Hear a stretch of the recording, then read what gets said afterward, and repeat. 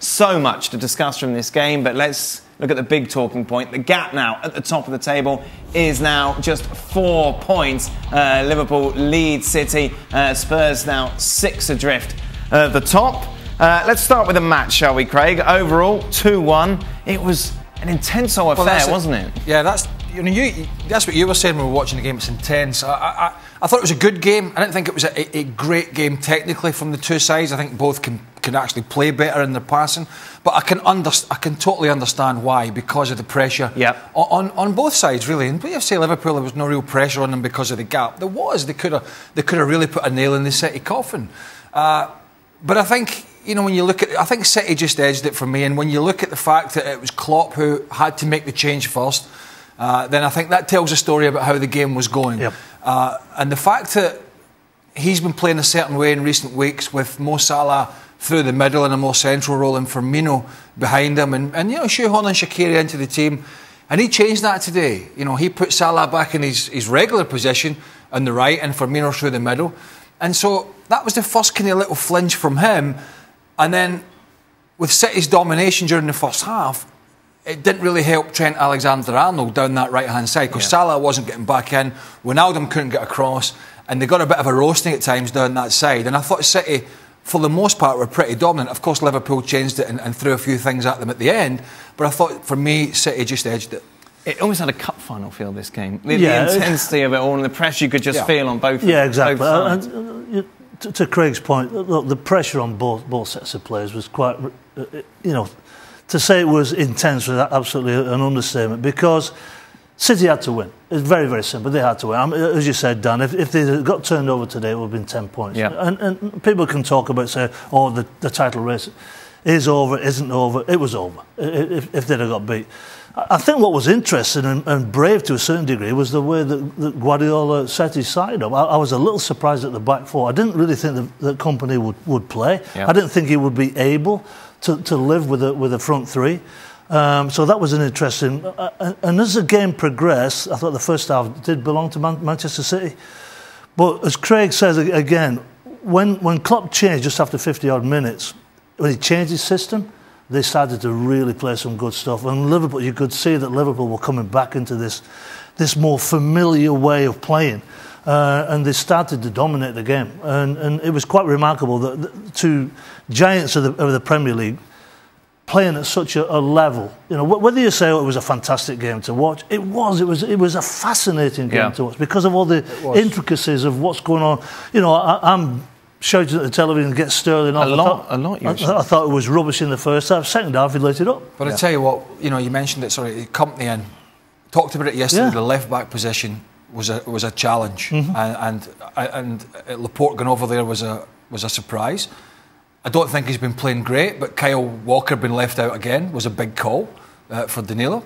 Fernandinho was absolutely huge. Incredible. Again. What a player that was. And when it comes to replace him, that's going to be tricky. And he's 33, by the way. That's going to be tricky. I thought actually David Silva had, and he's normally an 8 out of 10 every week. I thought he was the poorer of the players, and Bernardo Silva was absolutely terrific. So some big performances from some key players, and you have to say Guardiola got his personnel absolutely spot on. Mark Ogden with us. Mark, I need a thesaurus, I know, but the intensity of this game was palpable just through the television. What was it like actually in the stadium? Yeah, I mean, I thought the first half was a little bit edgy. I thought Liverpool were a bit more cagey than usual, but there was a real sense of it being a game that certainly City couldn't lose. You felt there was an element of anxiety amongst the home fans tonight until they scored the goal, and what a goal it was. Aguero's finish was just an incredible goal. It was one of those goals that only the best players in the world can finish. It was just I've seen people on social media criticising the goalkeeper, but he had no chance. It was just arrowed into the near corner. So it really felt like one of those seismic clashes that you just know that result will define a season. I mean, John Stones' clearance could define City's season if they win the league. So it had everything for me, and it was a real absorbing game where two real heavyweights went at it. And we've seen these games in the past where one team races clear, but both teams towards the end could have got something out of it. Talking about Kun Aguero, let's start with the opening goal. From a striker's perspective, how much skill is involved in that? Well, an incredible amount of skill and anticipation. Firstly, he went down, he tried to draw the penalty. Then as the ball's cleared out, he engaged himself. And one of the greatest things about being a striker, if you're hunting around that near post, and I say all the time, the near post run is the best run in football, because you take the goalkeeper, you take the defence with it. He didn't actually make a run, but he stayed engaged. And the concentration level and that first touch, as Mark just said, his first touch was ridiculous. And the option that he had was to go roof. That's all he could do.